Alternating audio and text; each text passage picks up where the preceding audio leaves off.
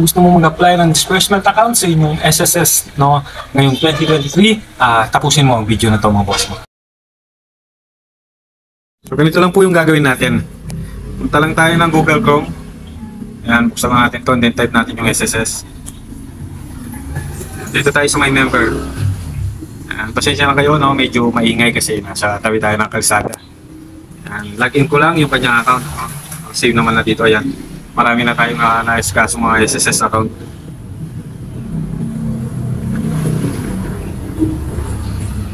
So yan, nakalagin na ako mga boss. Then gawin natin, ipunta tayo dito sa my loan.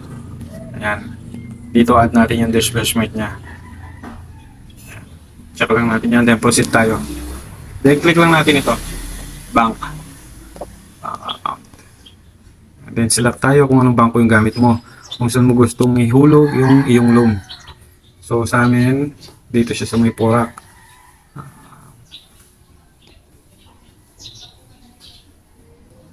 Bank of Porac ito. Then lagay natin yung kanyang bank account syempre.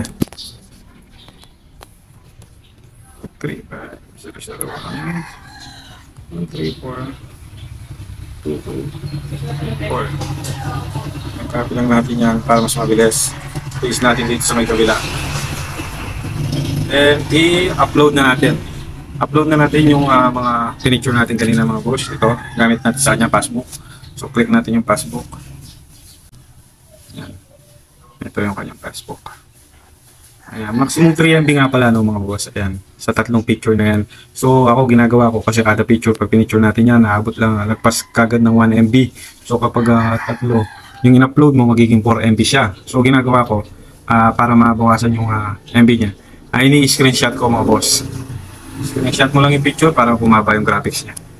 So ayan, dito naman tayo sa kanyang ID. Ito, 500 KB lang to.